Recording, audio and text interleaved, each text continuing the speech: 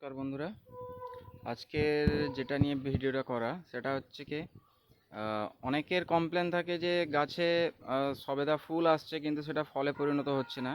তো তোমরা দেখতে পাচ্ছ যে আমার প্রত্যেকটা ডালে প্রত্যেকটা কুশিতে কিভাবে সফেদা ভর্তি হয়ে গেছে দেখতে পাচ্ছ, দেখাচ্ছি দেখো। প্রত্যেকটা ডালে এমন একটা জায়গা নেই যেখানে আমার সফেদা ধরেনি। তো অনেকেরই কমপ্লেন আছে, অনেকেই বলে শুনেছি, আমাকে বারবার জিজ্ঞাসাও করে যে আমার ফুল তো আসছে সবেদা গাছে কিন্তু ফল শেড হচ্ছে না, তার জন্য কি করব। তো অনেককে বলেছি, তাও একটা ভিডিও বানালাম যাতে তোমাদের সুবিধা হয়, সেই জন্য ভিডিওটাও বানালাম। তো দেখো, আগে সব থেকে বড় ব্যাপার, এই ধরনের যে ফুলগুলো ফুটে থাকবে এই ফুলগুলোকে এইভাবে আলতো করে এইভাবে জাস্ট একটু মুচড়ে দিতে হবে, ঠিক আছে। আর প্রত্যেকটা যতগুলো থাকবে যেগুলো ফল শেড হচ্ছে না, তোমাদের যেগুলো কমপ্লেন রয়েছে, সেই ফুলগুলোকে এইভাবে নিয়ে একটু মুচড়ে দিলেই হবে। এই যে এই ফুলগুলো কিন্তু নয়, এই এই যে এটা কিন্তু নয়, ঠিক আছে। এই যে এইভাবে যে ফুলগুলো ফুটে থাকবে সেই ফুলগুলোকে সুন্দর করে এরকম সুন্দর করে মুচড়ে দিতে হবে, বাস।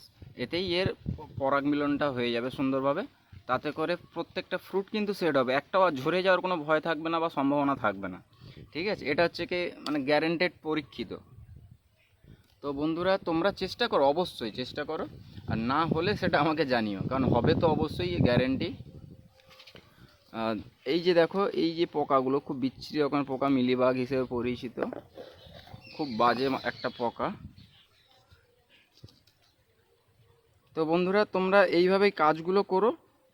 যতগুলো ফুল থাকবে এইভাবে প্রত্যেকটাকে মুচড়ে দেবে, দেখবে যে তাহলে তোমাদের ফুল প্রত্যেকটা যতগুলো ফুল ফুটবে একটাও আর ঝরে যাবে না, ঠিক আছে, একটাও আর ঝরে যাবে না।